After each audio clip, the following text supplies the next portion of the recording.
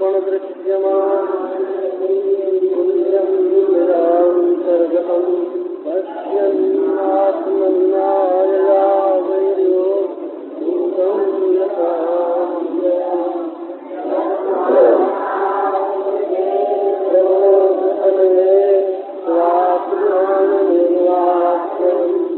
तस्मै श्री गुरुदेवे नमः।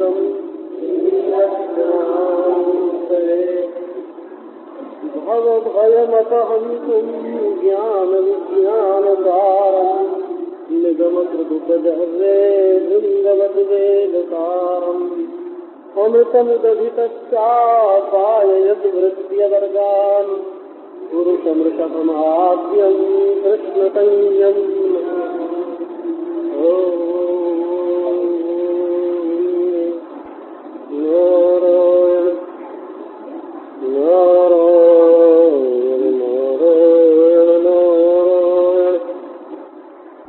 हंसस्वरूप्यवदच्युतयात्मयोगम् दत्तः कुमार ऋषभो भगवान् सुतानः विष्णुशिवाय जगतां कलयावतीर्णः तेनाहृता मधुविदा श्रुतयो हयास्ति।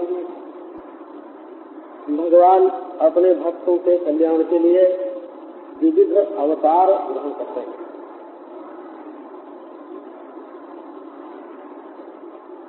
हंस स्वरूपी होकर के अच्युत भगवान आत्मयोग का उपदेश करते हैं। जो हंस होगा विवेकी, निर्मल, पवित्र भोजी, हंस का भोजन भी पवित्र है, कमल का रस पीता है, पवित्र स्थान में सरोवर में रहता है, निर्मल है, विवेकी है, तो भगवान ने उसका रूप धारण करके आत्मयोग का उपदेश किया। भगवान कैसे मिलते हैं? दत्तात्रेय का अवतार, कुमार का अवतार, सनत कुमार आदि का, और हमारे पिता जो ऋषभ देव हैं उनका अवतार ग्रहण करके जो स्वर्ग बता रहे हैं।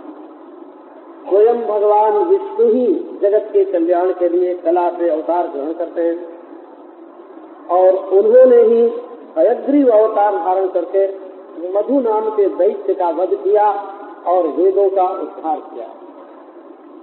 गुप्तोप्यये मनुरिदौ सदयस्य मात्ये क्रौदे हतोदितिजौद्धरतां वतस्माम् कौर्मे धृतोद्रिदमृतोन्मथने स्वपृष्ठे ग्राहात् प्रपन्नमिवराजममुञ्चदार्थम्।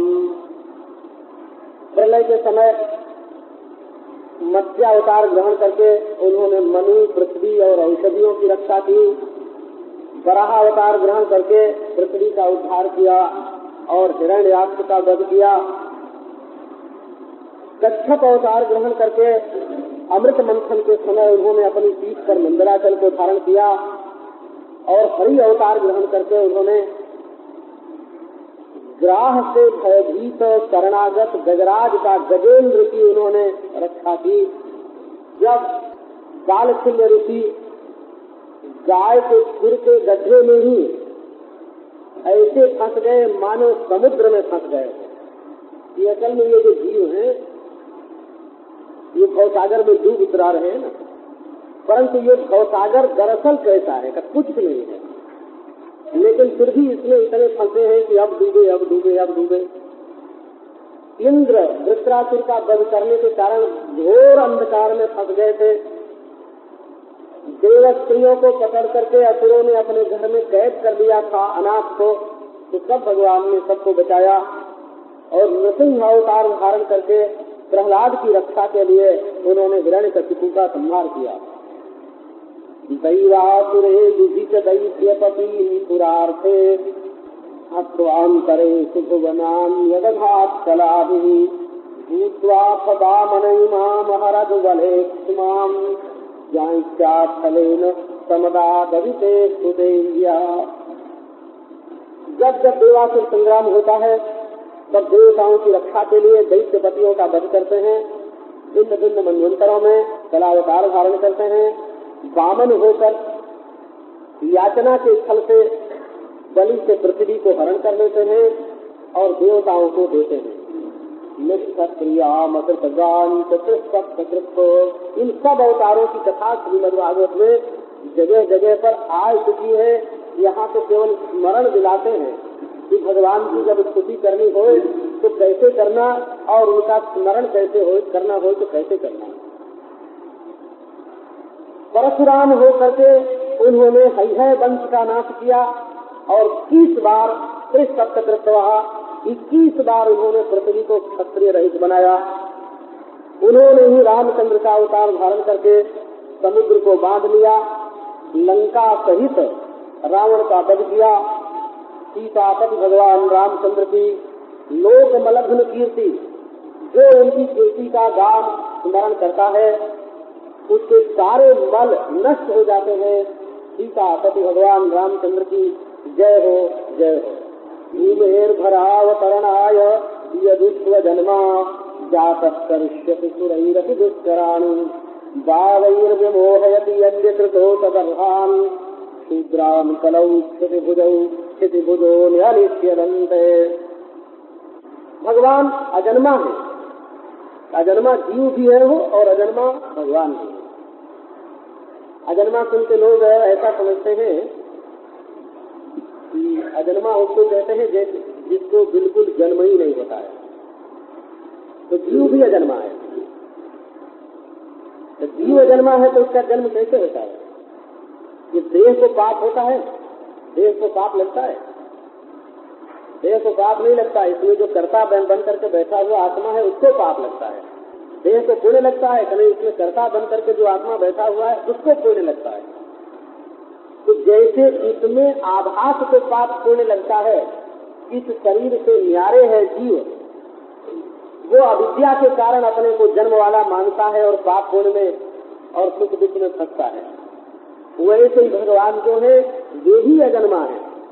वे जीवों पर कृपा करके माया से जन्म न होने पर भी जन्म वाले बन करके केवल करुणा के कारण, केवल अनुग्रह के कारण, केवल जीवों के कारण तरह तरह की लीला करते हैं। तो अजन्मा होने पर भी भगवान पृथ्वी का भार उतारने के लिए यदुवंश में जन्म लेते हैं और ऐसे ऐसे गोवर्धनोद्धार आदि कर्म करते हैं जिसको बड़े बड़े देवता लोग भी नहीं कर सकते हैं। और वही बुद्धावतार ग्रहण करके अनधिकारी यज्ञ में संलग्न लोगों को मोह में डाल देते हैं, यज्ञ से वंचित करते हैं। और वही कल्कि अवतार ग्रहण करके कलयुग के अंत में दुष्ट राजाओं का संहार करते हैं। एवं विधान कर्माणि जन्मानि च जगत्पते पूरी पूरी यशतो वर्णितानि महाभुज। उन्हीं लीलाओं का सहारा लेकर के जो ज्ञान से परे है उसका भी ध्यान करना चाहिए, जो वचन से परे है उसकी भी स्तुति करनी चाहिए। जहाँ तक हाथ पांव की गति नहीं है, ऐसा होने पर भी पांव से उसके तीर्थ में जाना चाहिए और हाथ से उसकी सेवा करनी चाहिए। तो ये बड़े यशस्वी हैं भगवान और अपने यश की स्थापना करते हैं लोगों के कल्याण के लिए। तो हे महाभुजा, उनका मैंने तुम्हारे साथ तुम्हारे प्रति वर्णन किया। ये 4था अध्याय पूरा हुआ। अब 5वां अध्याय प्रारंभ करते हैं। राजोवाच भगवन्तं हरिं प्रायो न भजन्ति आत्मदुत्तमाः तेषाम् अशान्तकामानां का निष्ठा विजितात्मनाम्। राजा विदेह ने योगेश्वरों के सामने ये प्रश्न रखा कि ये आत्मज्ञानियों में श्रेष्ठ महात्मा पुरुष प्रायः संसारी लोग भगवान श्री हरि का भजन नहीं करते हैं। तो ये तो मैं समझता हूँ कि वो क्यों भजन नहीं करते हैं, क्योंकि दुनिया की गति तो राजा लोग ही जानते ही हैं। तो भजन न करने का दो ही कारण है। देख लेना आपके पास में पड़ोस में कहीं भी कोई आदमी भगवान का भजन न करता हो तो दो बात उसमें जरूर मिलेगी। अशांत कामना, एक तो इतनी कामनाएं उनके चित्त में हैं और इतनी तीव्र हैं कि कहीं खाने के लिए, कहीं पीने के लिए, कहीं भोगने के लिए, कहीं पाने के लिए हैं, वो व्याकुल होकर के दिन भर इधर से उधर भटकते रहते हैं। अशांत कामना, तो भाई भगवान का भजन नहीं करते हैं तो क्या करते हैं? बोले पैसे की कमाई में लगे हुए हैं, शराब पी के नशे में धुत हैं, ताश के पत्ते से खेल रहे हैं, है ना? और क्या करते हैं? भजन नहीं करते हैं तो और क्या करते हैं? आप कौन सा अच्छा वो काम है सृष्टि में जो आप भजन न करके करते हैं? तो ये बात दिखा दे कि हम भगवान का भजन तो नहीं करते लेकिन उससे अच्छा काम करते हैं। हम भगवान का स्मरण तो नहीं करते पर उससे अच्छा स्मरण करते हैं। हम अपने दिल में भगवान को तो नहीं बसाते, उससे अच्छी चीज बताते हैं। तो भगवान को भजन न करने वालों की एक बात तो ये है कि उनके मन में कामना बड़ी तीव्र है और उसकी पूर्ति के लिए वे यहाँ से वहाँ भटकते रहते हैं। और दूसरी बात क्या है कि अभिजीतात्मना, विचारों का तेज, उनकी इंद्रियां, उनका मन उनके काबू में नहीं है, आदत से लाचार, उनकी इंद्रियां खींच के संसार में ले जाती है, भजन नहीं करने देती है। बैठेंगे तो पांव दुखने लग जाएगा, हाथ माला में लगाएंगे तो खुजली होने लगेगी। भगवान की चर्चा छोड़ करके संसार की चर्चा करने लगेंगे। तो ये भगवान का भजन न करने में दो ही कारण है, एक तो कामना का तीव्र होना और दूसरे इंद्रियों का वश में न होना। इसी से लोग भजन नहीं करते हैं, ये तो हमको मालूम है। लेकिन अब हम ये जानना चाहते हैं कि ये भजन न करने के कारण उनकी गति क्या होगी, वो बेचारे जाएंगे कहाँ, उनको बैठने का ठौर कहाँ मिलेगा? तो हमको बताओ, निष्ठा माने ठौर हो, बैठने का ठौर उनको कहाँ मिलेगा? उनकी निष्ठा कहाँ होगी? फल क्या मिलेगा? चमक उवाचो मुख बाहुरुपादेभ्यः पुरुषस्याश्रमैः चत्वारो जग्गिरे वर्णाः गुणैर्विप्रादयः पृथक् यो येषां पुरुषं साक्षात् आत्मप्रभवमीश्वरं न भजन्त्यवजानन्ति स्थानाद्भ्रष्टाः पतन्त्यधा। जो भजन नहीं करते उनकी निंदा करने के लिए वो कृतज्ञ हैं ईश्वर के प्रति, वे राजद्रोही हैं, वे पितृद्रोही हैं, स्वामिद्रोही हैं और पितृद्रोही हैं। ये बात बताने के लिए चमक, यज्ञ का एक पात्र होता है ना, एक यज्ञ में जो होम करते हैं ना, एक चमक, एक पात्र का नाम होता है चमक। एक बर्तन होता है यज्ञ में, तो वो पात्र होता है। तो कुपात्रों को क्या गति मिलती है, ये तो पात्र ही बता सकता है। अब जिन्होंने दुनिया का आचमन कर दिया है तो वही जानते हैं कि दुनिया में क्या स्वाद है। तो बोले मुख बाहुरुपादेभ्यः पुरुषस्याश्रमैः चत्वारो जग्गिरे वर्णाः। ये जो विराट पुरुष है, भगवान है, अंतर्यामी है, ईश्वर है, इसी के मुख से, बाहु से, उरु से, पाद से चारों वर्ण पैदा हुए हैं और उन्हीं के शरीर से ये चारों आश्रम भी पैदा हुए हैं। और गुणों के भेद से ये ब्राह्मण, क्षत्रिय, वैश्य, शूद्र, ये चार जो हैं ये बन गए हैं।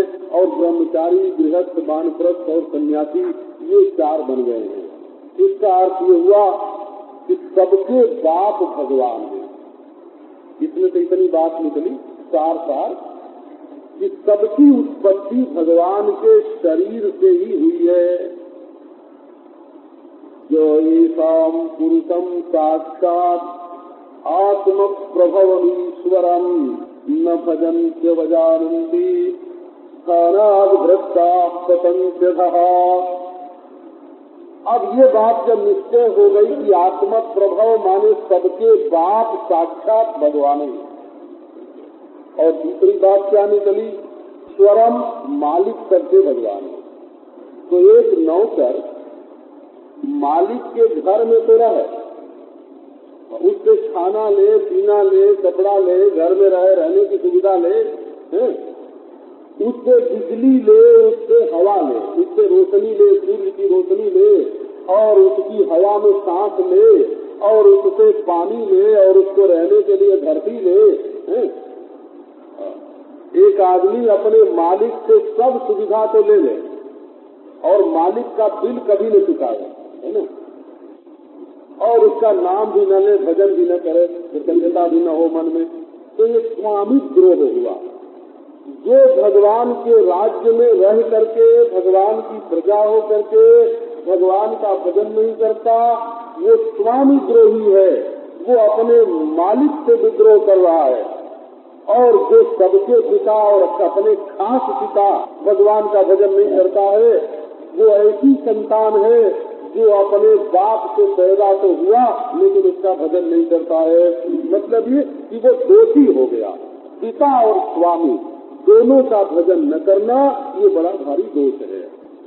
इसका फल क्या होगा कि न भजन त्यवजानन्ति स्थानाद् भ्रष्टा पतन्त्यधा। भगवान का भजन नहीं करते, अपमान करते हैं, तो स्थानाद् भ्रष्टा अधः पतन्ति। अपने स्थान से माने ओहदे से गिर जाएंगे। वो स्थान माने जो जगह उनको मिली है, ब्राह्मण क्षत्रिय वैश्य शूद्र वर्ण में, ब्रह्मचारी वानप्रस्थ आदि आश्रम में जो स्थान, जो ओहदा, जो पद उनको ईश्वर ने कृपा करके दिया है, उससे उनको पदच्युत कर देते हैं, बर्खास्त गिरो नीचे। और अधः पतन्ति, उसको नीचे नीचे कर देते हैं, उस ओहदे से नीचे गिरा देते हैं, तनज्जुल कर देते हैं, बर्खास्त कर देते हैं। जैसे कोई नौकर अपना ठीक काम न करे या बेटे को जिस काम में लगाया है वो काम ठीक नहीं करे तो फिर उस काम में नहीं लगाते हैं उसको, इसी प्रकार ईश्वर भी फिर वर्ण की सुविधा, आश्रम की सुविधा और भगवान की सेवा करने की जो सुविधा है उसको छीन करके बोले अब बिना हाथ ही से तुम रहो, पाँव से चला करो और मुंह से खाया करो। न तुम्हें काम करने के लिए हाथ की जरूरत है और न मुंह में ग्रास डालने के लिए हाथ की जरूरत है, हाथ ही छीन लिया। अब दो पाँव पर, चार पाँव पर धरती में घूम रहे हैं। ये स्थान भ्रष्ट होना है, माने पशु पक्षी आदि की जोड़ी में उनको भेज देते हैं। दूरे हरिकथा के दूरे चाचित कीर्तना प्रिया शूद्रादय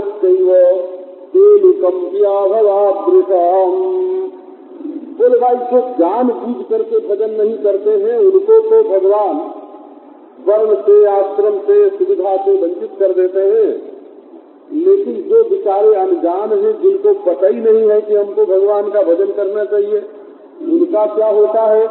उन दूरे हरि कथा के तो कोई ऐसे हैं जो भगवान की कथा से दूर पड़ गए हैं, अनजान है, जंगल में रहते हैं, पहाड़ में रहते हैं, वहाँ कथा वार्ता वेद शास्त्र पुराण नहीं मिलता है, घर में बंद है।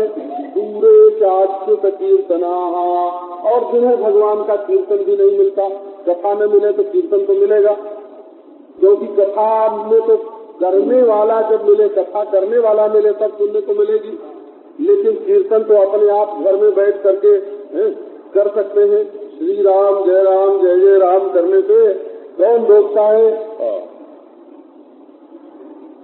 तो ये भी त्रयोदशाक्षर मंत्र उपनिषद में आया है, राम रहस्योपनिषद में जो कीर्तन करते हैं ना, राम रहस्योपनिषद में ये त्रयोदशाक्षर मंत्र है।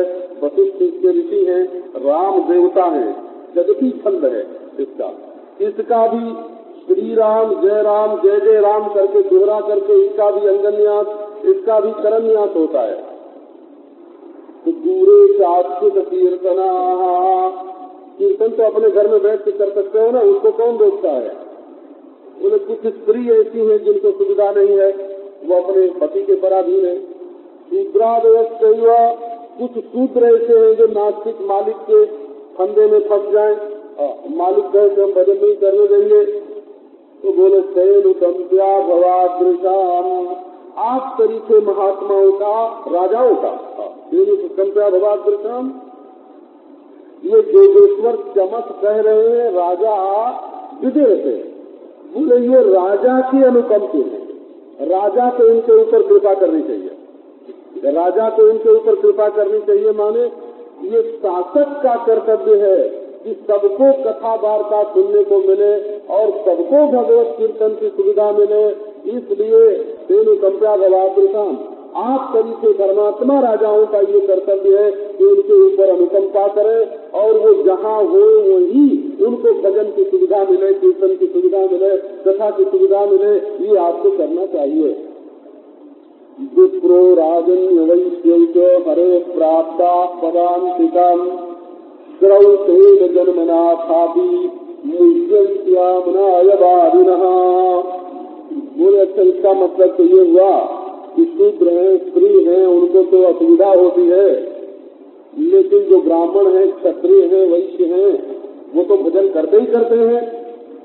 तो बात नहीं है, इनका जन्म भी अच्छे कुल में हुआ, दियो सुकुल जन्म, और शरीर सुंदर, देख जो फल चारित।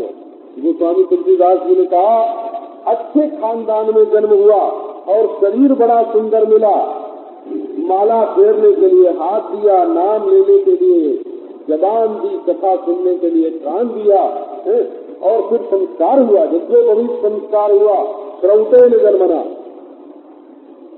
गायत्री प्राप्त हुई कि अब गायत्री का जप करेंगे।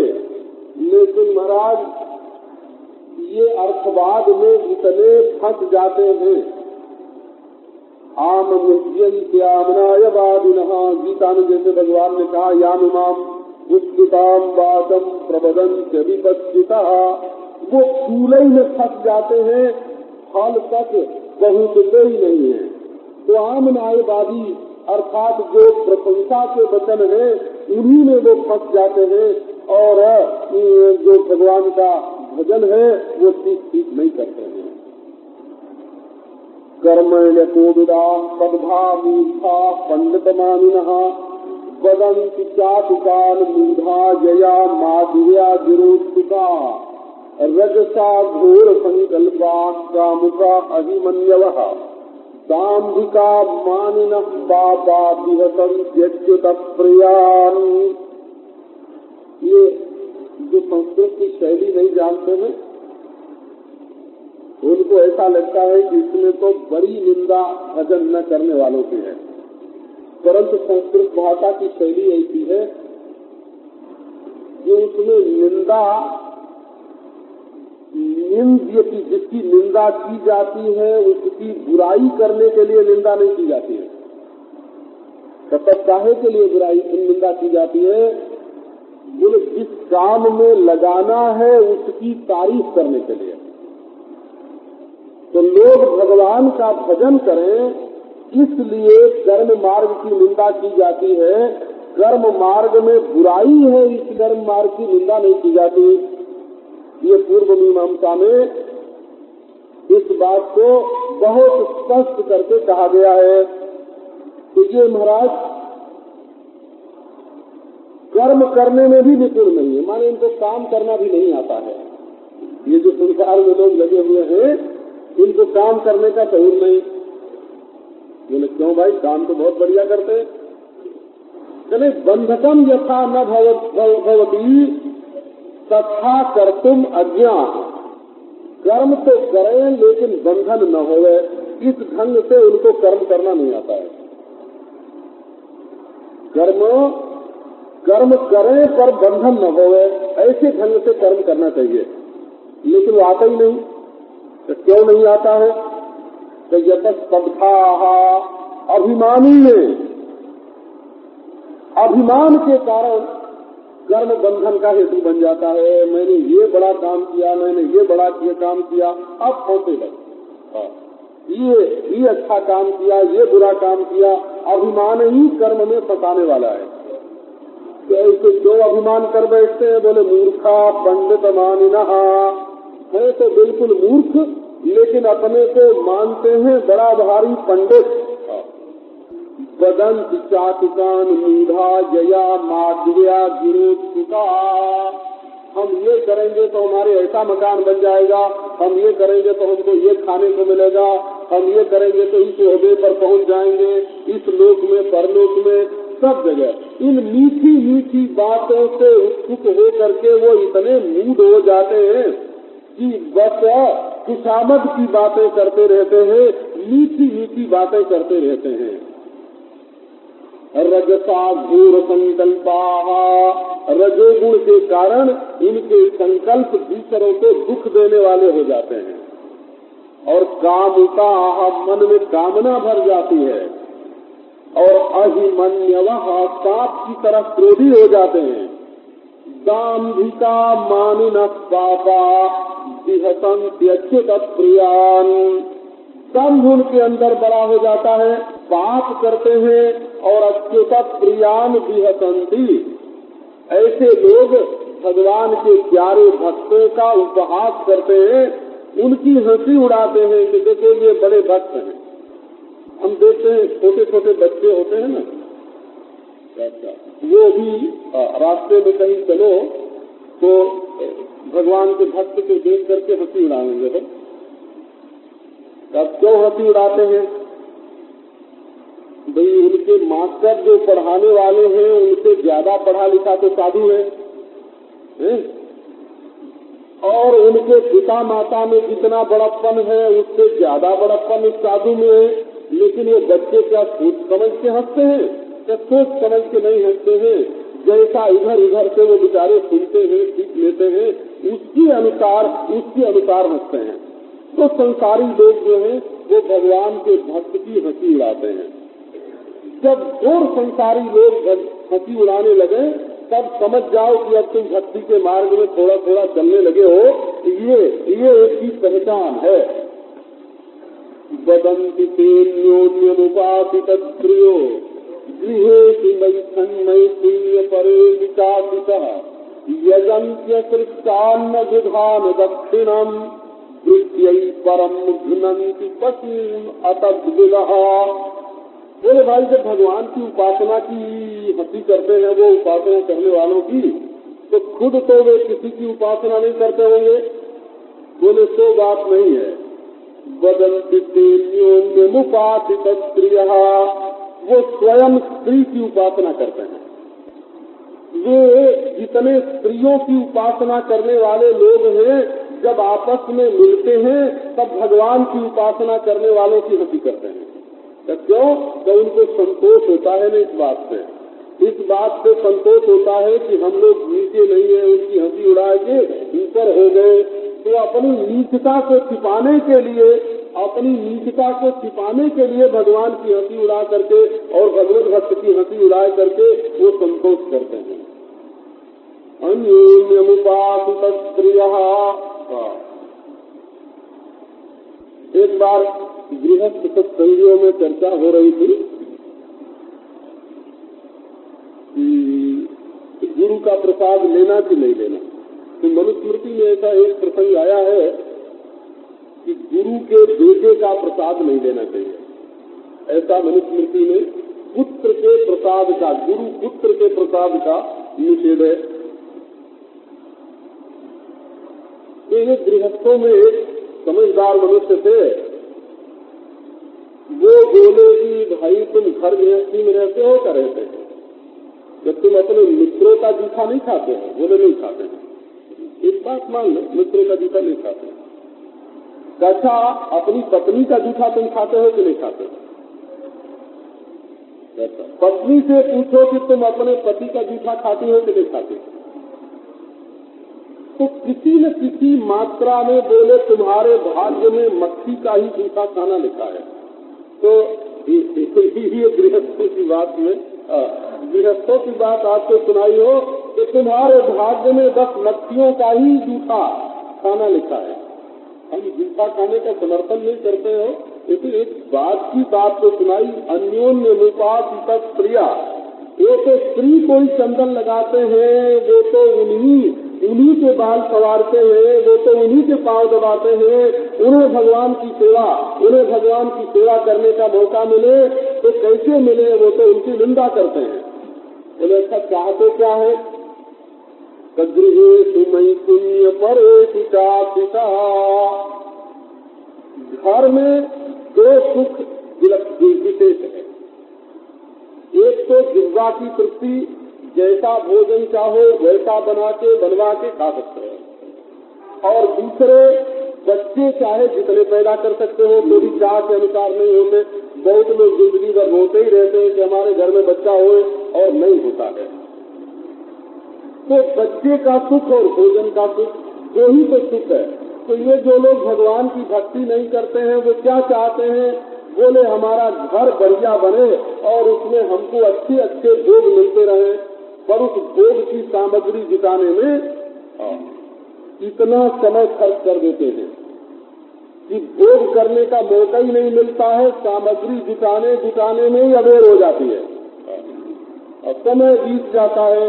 एक आदमी ने अपने लिए बहुत बढ़िया मकान बनवाया हो, लेकिन जिस दिन मकान बनके तैयार हुआ, गृह प्रवेश हुआ, उसी दिन उसकी आयु पूरी हो गई।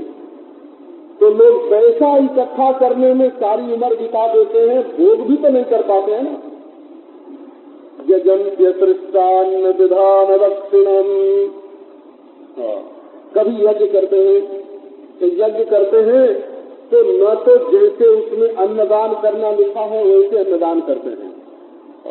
विधि विधान अगर ब्राह्मण कराने लगे तो कहेंगे जल्दी करो महाराज, लोग खाने पीने में मेहमानों को बड़ी देर हो रही है, अब वो विधि विधान से यज्ञ भी नहीं करने देंगे। और दक्षिणा जैसी शास्त्र में लिखी है वैसी दक्षिणा नहीं देंगे। वो तो दुकान पर सौदा करते समय जितने कम में सौदा मिल जाए उतने में जैसे खुश होते हैं, वैसे ये महाराज यज्ञ कराने वाले ब्राह्मण तो जितना कम पैसा देने में उनका यज्ञ पूरा हो जाए, बोले देखो इतने में हमने इतने ब्राह्मण कर दिए। इन पंडित जी से करवाते तो 100 रुपए में 5 ब्राह्मण बैठते, और इन पंडित जी से करवाया तो 100 रुपए में 10 ब्राह्मण बैठ गए। वो समझते हैं कि इसमें पुण्य ज्यादा होगा, है तो 10 ब्राह्मण बैठने में पुण्य ज्यादा होगा। तो ऐसे भाई दक्षिणा तो शास्त्रोक्त विधि से दी जाती है, अगर उसमें कंजूसी करोगे तो पुण्य कहाँ से आवेगा? तो न तो दक्षिणा ठीक देते हैं, न विधि विधान ठीक करते हैं, न अन्नदान ठीक करते हैं, लोगों को दिखाने के लिए यज्ञ करते हैं।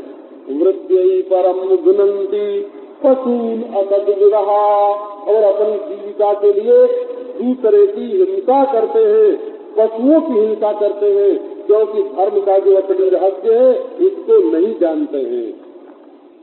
क्रिया विभूतिया जनेन विद्यया त्यागेन रूपेण बलेन कर्मणा जातस्मयेनान्धधियः सहेश्वरान् सतो वमन्यन्ति हरिप्रियान् खलाः।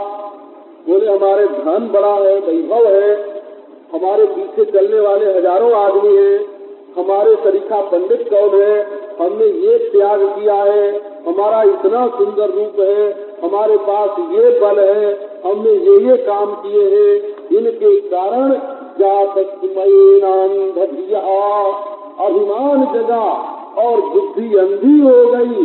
अब वो ईश्वर का भी अपमान करते हैं और भगवान के भक्तों का भी अपमान करते हैं। ऐसे लोग जो हैं वो खाल हैं।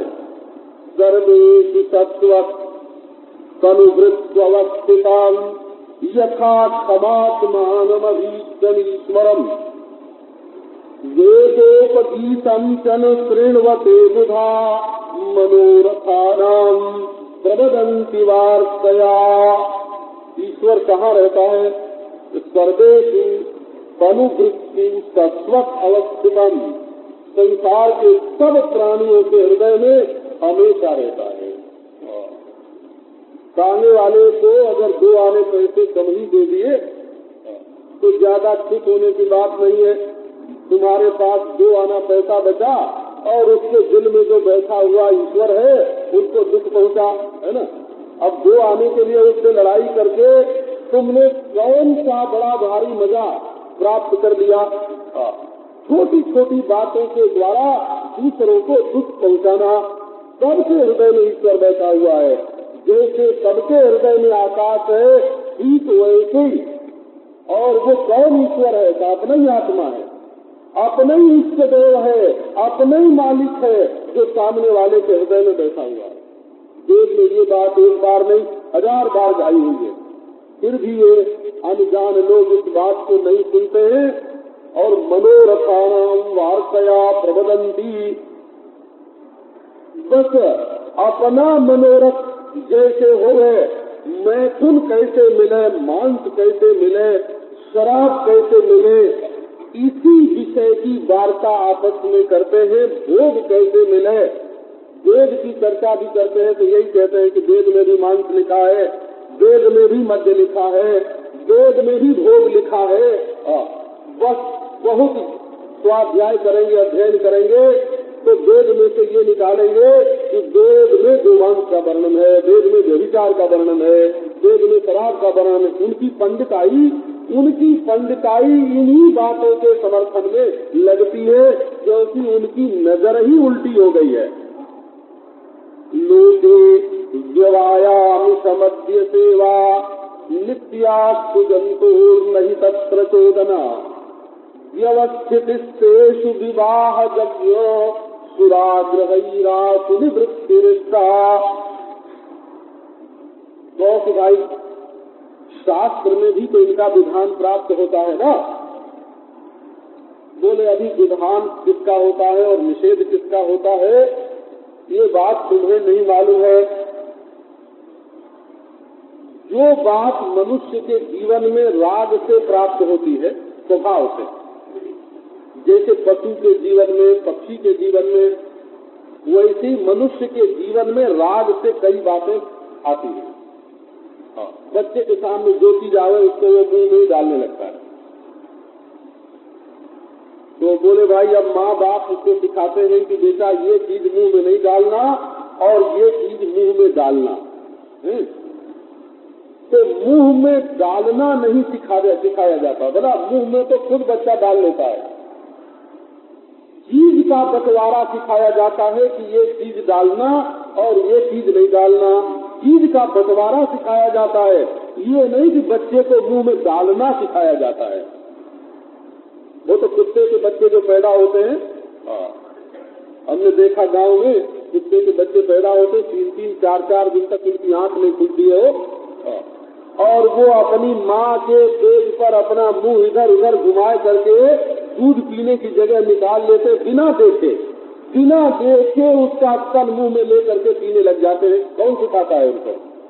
तो जो स्वभाव से प्राप्त जो वस्तु होती है उसको सिखाने की जरूरत नहीं पड़ती है। तो मैथुन है, व्यवाय माने मैथुन, आमिष माने मांस और मद्य सेवा, ये राग से ही प्राप्त है। ऐसा करने, खाने, पीने की इच्छा तो मनुष्य के मन में जन्म से ही आती है, उसको सिखाने की जरूरत नहीं पड़ती। तो तब क्या सिखाया जाता है? उसके लिए विधि विधान की जरूरत नहीं है, उसके लिए विधान की, विधि की, आज्ञा की कि तुम ऐसा करो, कोई जरूरत नहीं है। उसमें व्यवस्था करनी पड़ती है। देखो भाई मैथुन की इच्छा होती है तो विवाह करके एक पत्नी के साथ करो, व्यवस्था करो। मांस खाने की रुचि होती है तो उसको कम करो, अमुक अमुक मांस मत खाओ, पहले ये बताते हैं। फिर खाओ तो अमुक अमुक जगह खाओ, ये कहते हैं। उसका मतलब ये होता है कि बिल्कुल छोड़ दो। कभी सुरापान करना हो तो ऐसे उच्छृंखल मत करो, उसको एक कायदे में ले आओ और कायदे में लाने के बाद उसको बिल्कुल छोड़ दो। तो शास्त्र का तात्पर्य मैथुन, मांस, मद्य इनको छुड़ाने के लिए नियम बनाने में है। ये सेवन करना चाहिए इनका, इसमें शास्त्र का तात्पर्य नहीं है। नियम जो बनाया जाता है वो कम करने के लिए बनाया जाता है और बिल्कुल नहीं होवे तो वो तारीफ की बात होती है। लोके व्यवाया निसमद्य सेवा नित्या सुजंतोर नहीं तत्प्रचोदना व्यवस्थितेषु विवाह यज्ञ सुराग्रहैरासु निवृत्तिरिष्टा धनं च धर्मैक फलं यतो वै ज्ञानं तद्विज्ञानमनुप्रशान्ति गृहेषु युञ्जन्ति कलेवरस्य मृत्युं पश्यन्ति तुरंत वीर्यम्। धनं च धर्मैक फलम। और धन काहे के लिए इकट्ठा किया जाता है? तो धन का एकमात्र फल ये है कि उससे धर्म किया जाए। धर्म किया जाए माने समय पर ब्राह्मण को दिया जा सके, समय पर गरीब को दिया जा सके, रोगी को दिया जा सके, नंगे को दिया जा सके, दूसरों के काम समय पर आ जाए, इसके लिए धन इकट्ठा किया जाता है। धनंच धर्मैक फलम, एक ही फल है धन का कि उससे धर्म किया जाए। वो धर्म करने से क्या होता है? तो वही ज्ञानम सविज्ञान मनो प्रशांति, धर्म करोगे तो ज्ञान मिलेगा, विज्ञान मिलेगा और उसके साथ साथ शांति मिलेगी। बोले फिर ये धन इकट्ठा करके क्या करते हैं? तो गृहेषु गुंजन्ति, ये तो केवल भोग विलास में ही धन का उपयोग करते हैं। है धन धर्म के लिए, लेकिन लोग इकट्ठा करके अपने भोग विलास के लिए लगाते हैं। गरीब दवा के बिना मर जाए, कपड़े के बिना मर जाए, उसको पढ़ने लिखने को न मिले, और लोग लगाते हैं अपने भोग विलास में। कलेवरस्य मृत्यु न पश्यन्ति दुरंत वीर्यम, अरे भाई शरीर के लिए भी तो लगाते हैं ना, तो उनको याद नहीं रहती है कि शरीर के पीछे एक ऐसा रोग लगा है मृत्यु नाम का, जिसको रोकने का सामर्थ्य किसी औषधि में, किसी विज्ञान में दुरंत वीर्य, जिसके बल को, जिसकी ताकत को कोई रोक नहीं सकता। यहाँ तक कि लोग कहते हैं कि अजी ये तो वेद में भी है कि यद घ्राण भक्तो विहित सुराया, वेद में है, परंतु वो नाक से सूंघने के लिए है, मुंह से खाने के लिए सुरा का वर्णन नहीं है। तथा पशुरालभनम हिंसा, पशु की हिंसा करने का यज्ञ में विधान नहीं है, आलभन करने का, स्पर्श करने का विधान है। और इसी प्रकार ये जो विवाह है, ये भोग विलास के लिए नहीं है, अपनी संतान परंपरा, वंश परंपरा चलती रहे, इसके लिए है। धर्म का ये जो विशिष्ट स्वरूप है, इसको कामी लोग नहीं समझते हैं। ये स्वनेवं विदो संतः तद्भा स्वदभिमानिनः पशून् गृह्यन्ति विश्रब्धाः प्रेत्य खादन्ति तेषतान्, जो इस बात को न समझ करके दुराचार परायण हो जाते हैं, अभिमान करते हैं, तब किसी के सामने झुकते नहीं, खंबे की तरह हो जाते हैं और अपने को बड़ा ऊंचा मानने लगते हैं कि हम सभ्य हैं और बाकी सब असभ्य हैं, सदभिमानिना, और बड़े विश्वास के साथ पशुओं के साथ द्रोह करते हैं और पशुओं के समान जो मूर्ख हैं उनके साथ द्रोह करते हैं। उनको मरने के बाद वही पशु, वही गरीब, वही मूर्ख उनको खाते हैं। जिसंतः परकायेषु स्वात्मानं हरिमीश्वरम् मृतके सानुबन्धेऽस्मिन् बद्धस्नेहाः पतन्त्यधः, दूसरे के शरीर में अपना ही आत्मा है, अपने ही भगवान है, अपने इष्ट देव हैं, अपने ही प्यारे हैं, उससे तो करते हैं द्वेष। जो इस शरीर में है वही दूसरे के शरीर में भी है।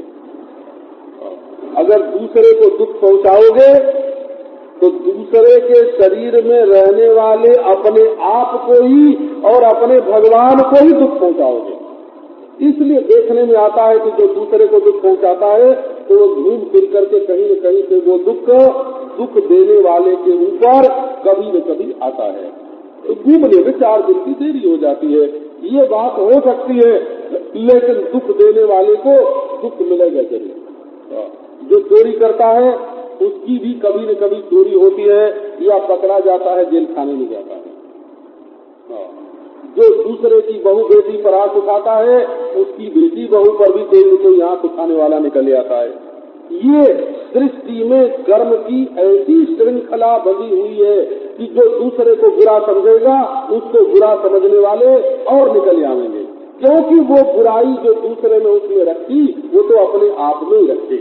तो दूसरे के शरीर में जो अपनी ही आत्मा है, श्री हरि है, सर्वशक्तिमान प्रभु है, उससे तो करते हैं द्वेष। और मृतके सानुबंधे प्रेम किससे करते हैं? कास्मिन सानुबंधे मृतके, ये जो पूछ सहित मुर्दा है सानुबंध माने पूछ, पिछ लगे रूप जो पूछ है, पशु के तो पूछ कटी रहती है और मनुष्य की जो पूछ है वो उसके कमर में नहीं कटी रहती है, उसके पीछे पीछे चलती है। तो सानुबंधेस्मिन्, अपना जो अनुबंध है, और शरीर क्या है बोले मुर्दा, एक दिन मुर्दा ही होना है, जो आखिरी दिन जो इसकी गति है वही तो है ये। तो इस पिछलगुओं सहित मुर्दे में जो लोग स्नेह बांध करके रखते हैं उनकी क्या गति होती है? पतंग यथा, नीचे गिरते हैं। बहुत फिसलन में जो चलेगा उसके पांव कहीं न कहीं अपनी जगह से खिसकेंगे। एक बात है कि ये जो मूर्खता आती है, ये एकदम जो बावरे लोग हैं उनके अंदर नहीं है, और जो ज्ञानी लोग हैं उनके अंदर भी नहीं है। ये बीच वाले जो लोग हैं उन्हीं के भीतर ये मूर्खता ज्यादा आती है। ये कैवल्यम संप्राप्ता ये जातीताश्च मूढ़ताम्, जिन्हें कैवल्य की प्राप्ति नहीं हुई, माने अभी तत्व ज्ञान नहीं हुआ, और जो मूढ़ता से पार है, अर्थात बिल्कुल मूढ़ भी नहीं है और बिल्कुल ज्ञानी भी नहीं है, दोनों के बीच में अर्धगर्तीय न्याय से आधी मुर्गी जो है वो अंडे दे रही है और आधी मुर्गी पकाई जा रही है। तो ऐसी स्थिति में जो है न सच्चे ज्ञानी और न सच्चे मूर्ख, क्योंकि सच्चे मूर्ख हो तो दूसरे के समझाने बुझाने पर मान जाए और उसके बताए हुए रास्ते पर चले। मूर्ख का लक्षण यह है कि भाई खुद तो नहीं समझता है, लेकिन दूसरा कोई समझदार आदमी समझावे तो उसकी समझ का आदर करके उसके कहे अनुसार चलता है। मूर्ख का उद्धार कैसे होगा? तो गुरुमुख होने से होगा, गुरु के मुख से ज्ञान प्राप्त करके और वो आगे चले। और ज्ञानी का उद्धार क्या बोले, वो तो हो ही चुका है ज्ञानी का उद्धार। लेकिन जो न ज्ञानी है न मूर्ख है और अपने को बहुत बड़ा ज्ञानी मानता है, बड़ा बुद्धिमान मानता है, त्रैवर्गिका यक्षणिका आत्मानं घातयन्ति ते, उन्हें तीन ही चीज पसंद है दुनिया में। एक तो वो भोज करते हैं, तीसरे धन इकट्ठा करते हैं, त्रैवर्गिक शब्द का अर्थ है, और तीसरे काम धंधा बहुत करते हैं। त्रैवर्गिका अक्षणिका, हर समय वो लगे ही रहते हैं, उनके क्षण नहीं है। अक्षणिका, उनके जीवन में कोई आनंद नहीं है और उनको एक मिनट की भी फुर्सत नहीं है। अक्षणिका, हर समय बिजी रहते हैं। जिस काम में बोले कुछ भोग करो, कुछ इकट्ठा करो और कुछ करते रहो। इससे क्या होता है? आत्मानं घातयन्ति ते, अपने आप की हत्या कर देते हैं। माने मैं कौन हूँ, मैं क्या हूँ, मेरा सुख क्या है, मेरा आनंद क्या है, मुझमें तृप्ति क्या है, तो ये बात उनको कभी याद नहीं आती। अपने आप को तो भूल जाते हैं और धन को, भोग को और कर्म को याद रखते हैं। एक आत्महनो शांता अज्ञाने ज्ञानमानिनः सीदन्त्यकृतकृत्या वै कालध्वस्त मनोरथाः, यही आत्मघाती लोग हैं। दुनिया में अपने को नहीं जाना तो दूसरे को क्या जानोगे? जिसको ये पता नहीं है कि ऐसा होने पर मेरे मन में कौन सी बात आती है, वो दूसरे के बारे में कैसे सोचेगा कि ऐसा होने पर इनके मन में क्या बात आवेगी? ये तरीका यही है, दूसरे के मन को समझने का तरीका ये है प्रत्ययस्य परचित्त ज्ञानम। जो ये देखता है कि हमारे मन में ऐसे प्रसंग में क्या बात आती है, वो दूसरे के मन को भी समझ लेता है कि ऐसा प्रसंग आया तो उनके मन में भी ऐसी बात आएगी। और जो अपने मन को ही नहीं समझता वो दूसरे के मन को क्या समझेगा? जो अपने मैं को नहीं समझता वो दूसरे के मैं को क्या समझेगा? इसलिए वो आत्मघाती है और उसको कभी शांति नहीं मिलती है। और अज्ञाने कर्मणि ज्ञान मानिनः, वो तो कर्मेंद्रियों की चेष्टा में ही बड़ा भारी ज्ञान मानने वाला है और कभी ये काम धंधे उसके पूरे नहीं होंगे। मनोरथ तो बड़े बड़े करेगा, हम ये करेंगे ये करेंगे ये करेंगे, लेकिन कोई काम पूरा नहीं होगा। काम पूरा होने के पहले ही ये महाकाल जो है वो उसके मनोरथ को ध्वस्त कर देगा। बहुत लोग ये सोचते हुए मरते हैं कि अगर अपनी जिंदगी में मैंने ये काम कर लिया होता तो कितना अच्छा होता। और जो लोग ऐसा सोचते हुए मरते हैं वे कृतकृत्य होकर के नहीं मरते हैं, वो तो उनके तो कृत्य उनके कर्तव्य बने ही रहते हैं। स्वाध्यायास रचिता गृहापत्य सुहृत् श्रियः तब विशन्त्यनिच्छन्तो वासुदेव पराङ्मुखाः। भगवान की ओर पीठ करके तुमने क्या कमाया? बोले बड़ा प्रयास किया, सारी जिंदगी खपा दी और उससे रचना की, इतना बढ़िया मकान बनाया, बच्चों का जीवन संवारा संभाला, इष्ट मित्र बनाए, धन इकट्ठा किया। अत्यायास रचिता, बड़ा प्रयास करके, सारी जिंदगी खपा करके, बाप दादों की कमाई भी लगा करके और अपनी सारी शक्ति विद्या बुद्धि लगा करके क्या किया? बोले घर बनाया, बच्चे संवारे, मित्र बनाए। ये हमारे बड़े बड़े मित्र हैं। एक मिनिस्टर से मैत्री करने में 1,50,000 रुपया खर्च कर देना पड़े, कोई बात नहीं है। ऐसे लोगों को जानते हैं, उनसे दोस्ती करने के लिए कितना परिश्रम पड़ता है, कितनी पूछ हिलानी पड़ती है, कितना हाथ जोड़ना पड़ता है। और महाराज इतना परिश्रम करके तो मैत्री जोड़ी, सुहृद बनाया, पैसा इकट्ठा किया, घर बनाया, बच्चे संवारे, लेकिन सब छोड़ देना पड़ता है। कोई साथ जाता है, तमे विशंति अनिच्छन्ता, कहते नहीं अभी थोड़े दिन और ठहर जाओ, गरी मौत एक दिन के लिए और छोड़ दे तो सब बात घर वालों को समझा तो दे। अच्छा 1 मिनट के लिए नहीं।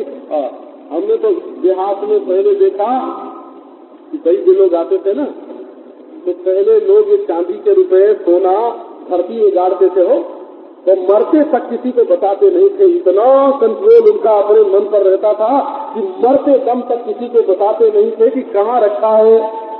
तो वैद्य से कहा जाता था कि महाराज 1 मिनट के लिए इनको बुलवाए गए कि पूछ तो ले। तो वैद्य जी कस्तूरी घिस के पान में और है ना, पान के रस में और मुंह में डालते थे। अच्छा भाई एक बार जरा बरतरी होए मुंह में तो कुछ बोल तो जाए, तो पूछते थे कि कहाँ रखा है। ये बात है। अनिच्छन्ता, मरने का मन थोड़ा ही होता है, लेकिन मनुष्य को मरना पड़ता है। और सारी जिंदगी, सारी संपत्ति, सारी शक्ति उसने व्यर्थ के कामों में गंवा दी। भगवान की ओर पीठ करके क्या कमाया? वासुदेव पराङ्मुखाः राजोवाच। अब राजा ने कहा ये तो निश्चय हो गया, इस जीवन में भगवान की भक्ति करनी चाहिए, परंतु किस तरह से भगवान की भक्ति करनी चाहिए, किस युग में? कस्मिन् काले स भगवान किम वर्णः कीदृशो मृभिः नाम्ना वाक्येन विधिना पूज्यते तदिहोच्यताम्। कस्मिन् काले स भगवान, उन भगवान की किस काल में, किस रंग से भगवान की उपासना होती है, कैसे कैसे भगवान होते हैं, उनका आकार कैसा होता है, किस नाम से, किस विधि से भगवान की पूजा की जाती है, तो आप कृपा करके बताइए। वैसे तो भगवान सब युग में एक ही है और उनका कोई भी रूप हो, कोई भी नाम हो और कैसा भी रंग रूप हो, भगवत बुद्धि से जहाँ सेवा पूजा की जाती है वहाँ करने वाले का कल्याण ही होता है, क्योंकि मन में ये भगवान है ऐसी बुद्धि बननी चाहिए। परंतु युग के भेद से उसमें भी भेद होता है। तो युग 3 तरह का होता है। जैसे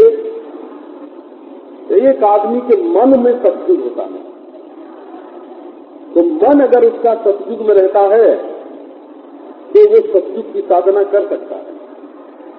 एक के मन में कलयुग रहता है तब उसको कलयुग वाली साधना करनी चाहिए। एक तो मन के सात्विक और मन के तामस होने से युग की साधना में भेद हो जाता है। और एक काल होता है, काल हो ये काल का बंटवारा होता है। ज्ञान मिले, दीप्ति मिले, उसको बोलते हैं भाजन। भाजन माने वेद, जिनके हाथ में करा मलकवत वेदार्थ का प्रतिभान होता है उनको कर भाजन कहते हैं। अथवा जिसका हाथ ही शास्त्र है उसको कर भाजन कहते हैं। तो ऐसे जो है योगेश्वर वो जानते हैं कि भगवान की आराधना कैसे करना चाहिए, तो वो बताते हैं कृतम त्रेता द्वापरम चो कलिरिक्तेषु केशवः नाना वर्णाभिधाकारो नानैव विधिनेज्यते। 4 युग है, एक सतयुग है, त्रेता है, द्वापर है और कलयुग है। ऐसे ही हो जैसे ब्राह्मण है, क्षत्रिय है, वैश्य है, शूद्र है, 4 वर्ण है, जैसे 4 आश्रम है, जैसे 4 अवस्था है, जैसे 4 उनके प्रकाशक चेतन है, इसी प्रकार से ये काल भी 4 प्रकार का है, देश भी 4 प्रकार का होता है, विषय भी 4 प्रकार के होते हैं, तामस, राजस, सात्विक और निर्गुण। ये भेद, तो इनमें एक ही केशव जो भगवान है, तो नाना वर्णाभिधाकारो नानैव विधिनेज्यते। उनके अनेक तो रंग हैं, अनेक नाम हैं, अनेक आकार हैं और अनेक विधि विधान से भगवान की पूजा की जाती है। कृते शुक्ल चतुर्बाहुर जटिलोज्ज्वलकलाम्बरः कृष्णाजिनोपवीता वृक्षान् बिभ्रत् दण्डकमण्डलू मनुष्यास्तु तदा शान्ता निर्वैरा सुहृदस्तमा यजन्ति तपसा देवम् शमेन च दमेन च। पहले सत्युग की बात बताते हैं। कृत्या प्रजा जात्या, जन्म से ही मनुष्य जो है वो कर्म के फल और कर्म के बंधन से मुक्त रह करके भगवान की आराधना में लगी रहती है। तो उसमें भगवान का रंग क्या होता है? शुक्ल श्वेत वर्ण के भगवान होते हैं।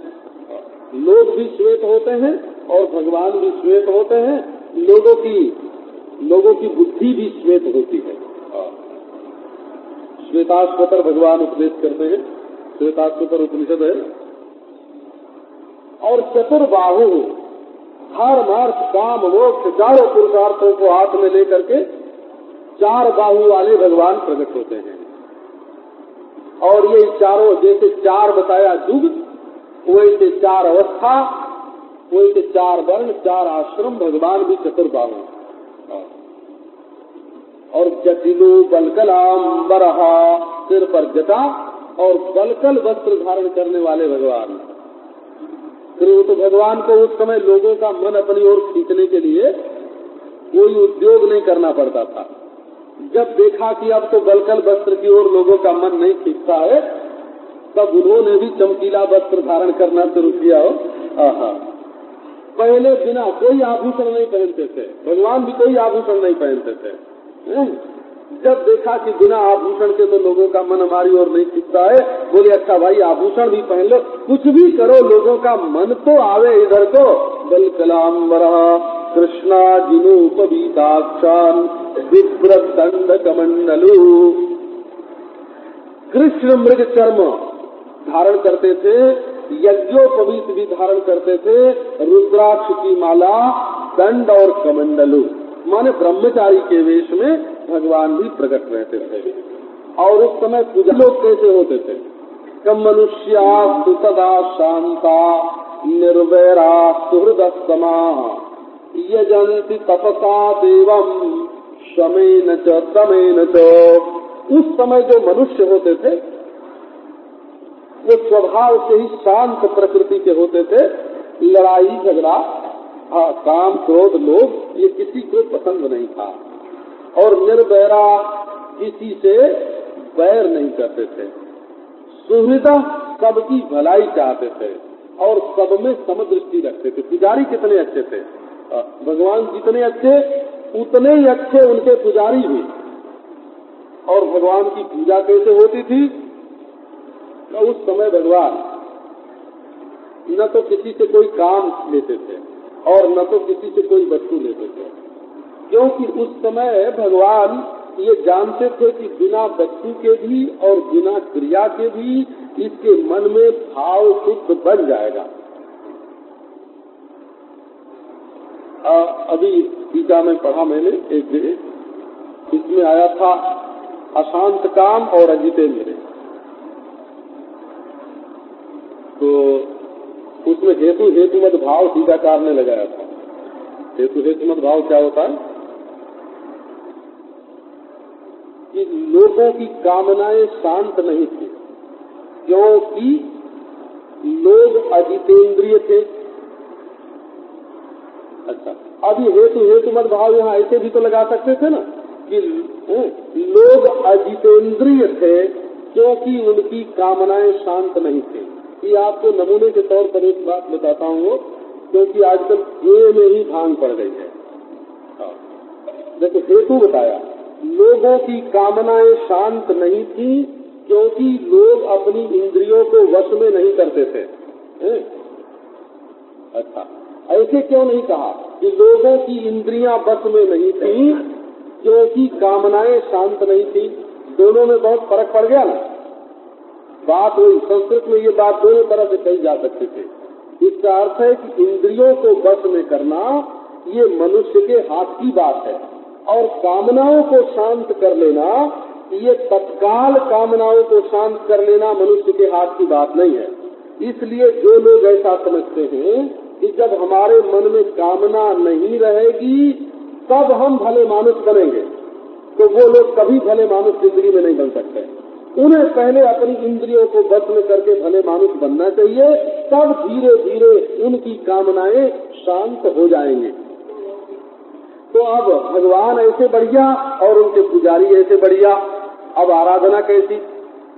तो उस समय भगवान को न अक्षत की जरूरत, न चंदन की जरूरत, न फूल की जरूरत, न माला की जरूरत है, न आरती उतरवाने की जरूरत। लोग कैसे भगवान की आराधना करते थे? जब भगवान चुपचाप हृदय में बैठे रहते थे और तपसा समेन दमेन च देवम जगन्ति स्म, अपनी तपस्या इन ध्यान के द्वारा और इंद्रियों मन की शांति के द्वारा और इंद्रियों के दमन के द्वारा, इंद्रियों को विषयों में नहीं जाने दिया, मन को शांत कर लिया और भगवान का ध्यान कर रहे हैं।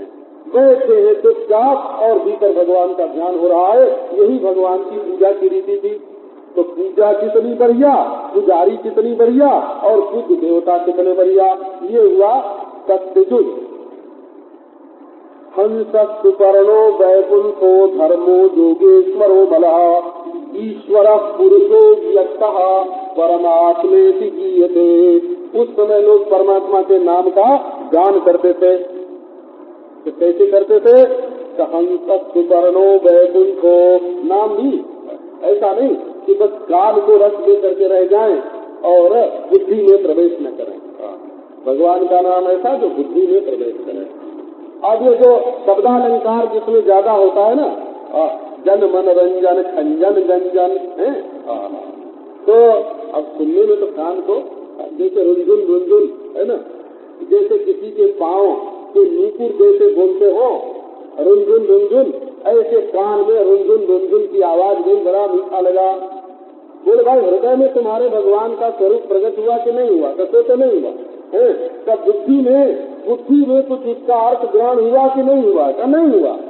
तो पहले लोग जो है वो हंस सुपर्णो वैकुंठो धर्मो योगेश्वरो बलः, भगवान का ये नाम लेते थे। भगवान हंस है, सुपर्ण है, वैकुंठ है, धर्म है, योगेश्वर है, निर्मल है, ईश्वर है, पुरुष है, अव्यक्त हैं, परमात्मा हैं। इस तरह से लोग भगवान नाम का गान किया करते थे।